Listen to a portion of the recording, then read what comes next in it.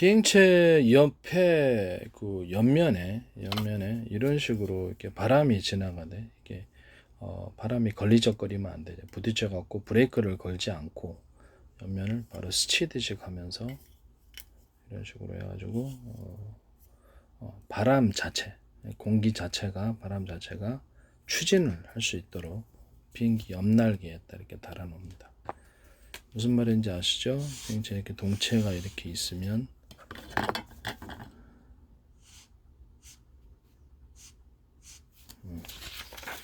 비행체 동체가 있으면 이렇게 달아놓는다는 거죠. 그럼 이게 조금만 붙어도 이렇게 항속거리를 엄청 늘리고 같은 연료 대비해서 여객기도 되고요, 전투기도 되고 일반 재래식 그렇죠. 재래식 폭탄에다 키트 달아놓은 구조로 제가 말씀을 드렸죠. 그래서 이렇게 있으면은 그 옆에다 제가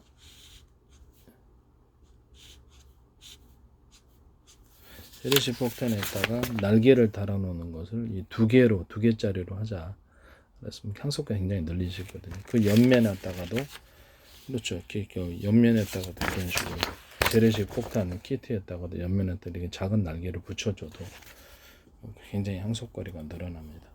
이렇게 해서 바람이 이렇게 와서 미끌거리면서 뒤로 딱 추진해주는 이런 구조가 되겠습니다. 그러면 이제 비행체의 어떤 재래식 키트다 그러면 밑면에다가도 이런 식으로 놓으면은 바람 미끌거리면서 뒤로 추진할 수 있겠네요.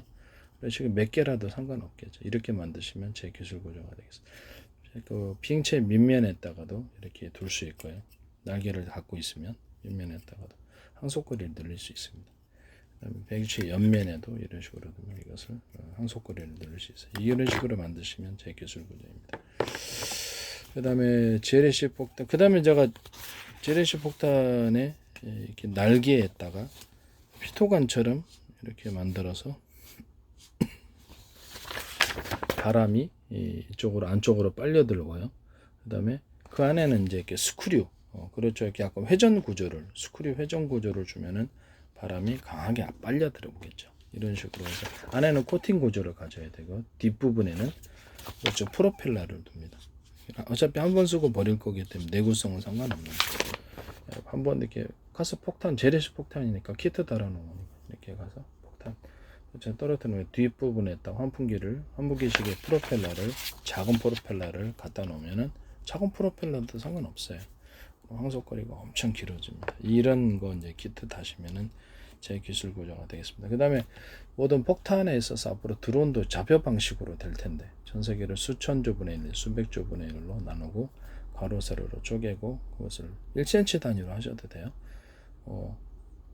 여기 좌표와 숫자로 표시하고 상공 하늘 위로도 좌표와 숫자 가로 세로로 쪼개고 좌표와 숫자 지하로도 좌표와 숫자로 표시 우주 공간에도 됩니다.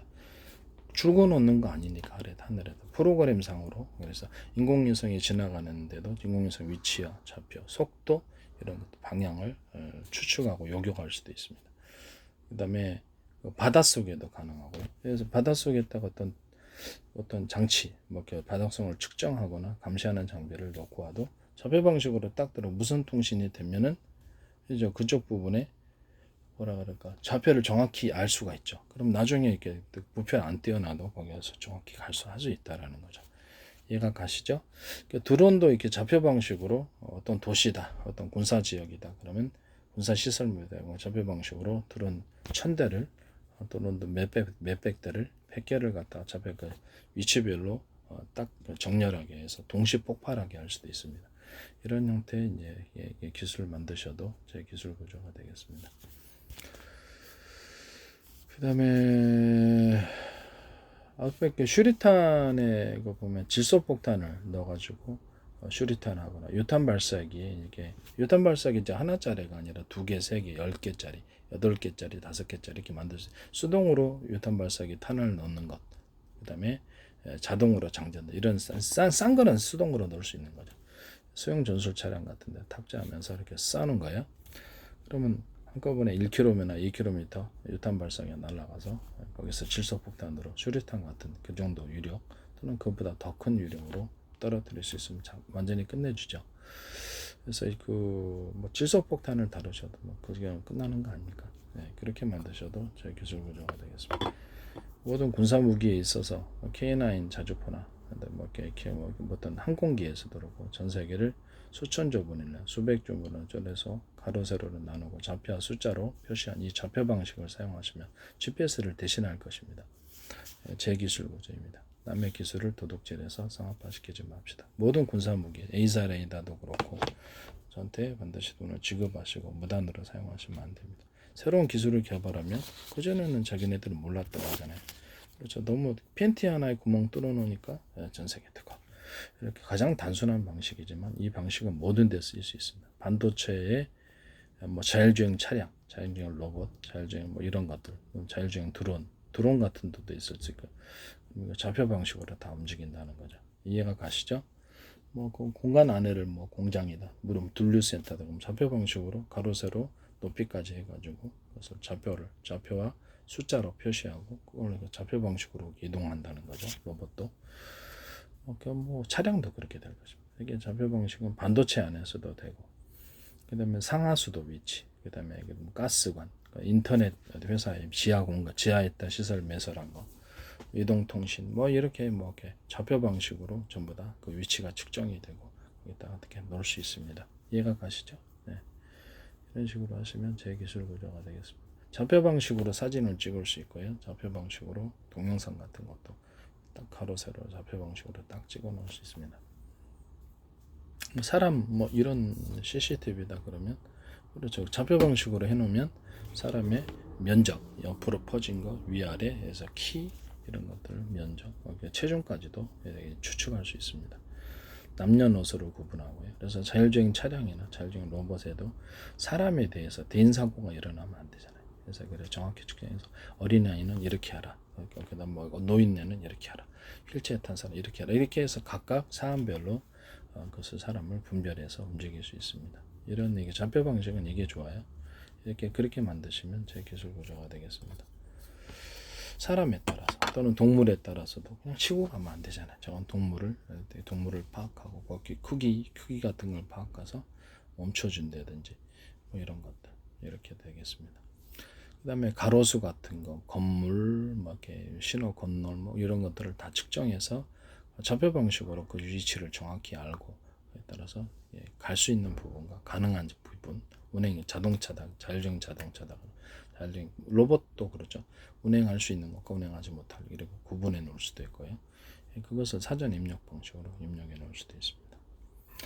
그리고 이제 그 모기 끈끈이인데요. 모기 끈끈이 아시죠? 바퀴벌레 잡는 게 끈끈이. 끈끈이 지고 파리 같은 것도 잡고 그러잖아요. 그러면 거기다가 그 베이킹소다하고 설탕 같은 거 또는 설탕에는 어떤 과당 같은 것을 묻혀놔 가지고 젖산을 넣어줘야 돼요. 젖산을 넣어줘야지 모기가 유인이 됩니다. 젖산을 넣어주고 이렇게 하시면은 모기가 유인이 돼서 달라붙어서 죽는 그렇게 모기 끈끈입니다. 모기 끈끈이 만드시면 제 기술 구조가 됩니다. 효과가 좋을 것으로 보입니다. 부채인데 부채가 이렇게 있잖아요. 동그랗게. 그러면 그게 여러 개가 있는 거예요. 2개나 3개. 부채가 이렇게 있고 자루는 하나인데 부채가 다루는 하나인데 2개짜리가 있다. 그러면 같은 면적에서 엄청나게 시원하죠. 3개는 너무 무거운 거. 그렇게 만드셔도 제 기술 구조가 되겠습니다.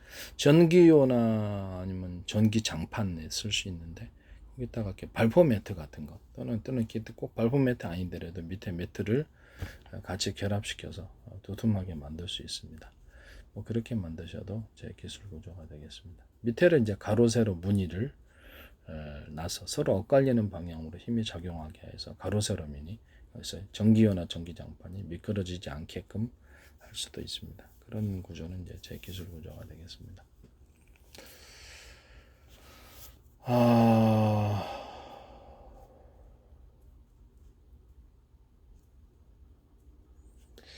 그 다음에 또 내가 뭐를 말을 하려다가 지금 까먹었는데요.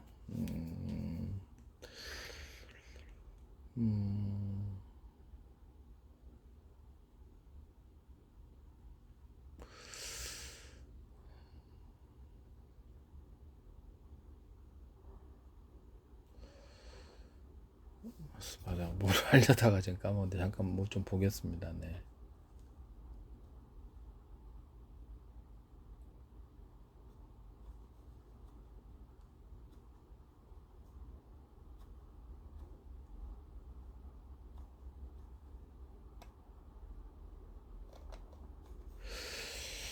이런 아까쯤에 들어온 키트 같은데 이런 그 재래식 폭탄에다가 이렇게 키트 달아가지고 나는 데는 여기다가 뒷부분에 내가 환풍기 구조처럼 작은 프로펠러를 단다 그랬잖아요. 앞에서 여기서 고속으로 바람이 빨려 들어와야 되고 그런 구조를 만드셔야죠.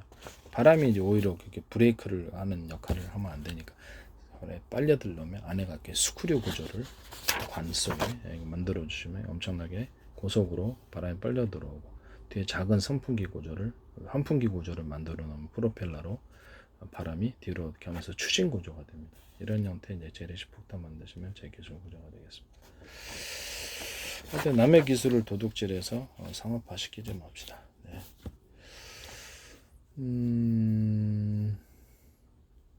그다음에 자동차 안에 보면은 이게 안에 룸미러 있잖아요. 룸미러가 이렇게 사각으로 있으면 좌우를 꺾을 수 있어갖고 각도를 조절할 수 있게 거울을 만들어 놓는 거예요. 그런 룸미러 만드시면 제 기술 구조가 되겠습니다. 남의 기술 도둑질해서 상업화시키지 맙시다. 룸미러가 있으면 이제 이렇게 가운데가 이렇게 있고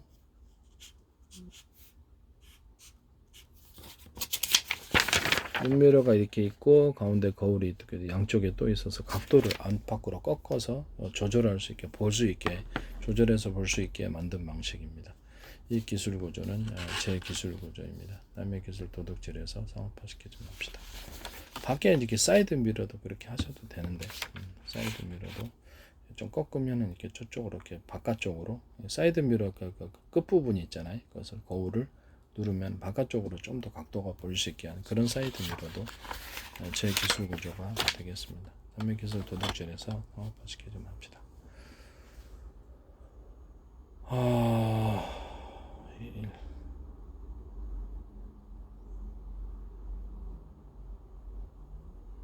일반 이게 스탠드 거울인데 이런 형태의 스탠드 거울인데 이런데 스탠드 거울인데 이것도 양옆에 이렇게 거울을 이렇게 꺾어 가지고 안으로 접을 수도 있고 펼 수도 있고 해가지고 입체적으로 자기 모습을 볼 수 있게 한 그런 거울 만드셔도 제 기술 구조가 되겠습니다.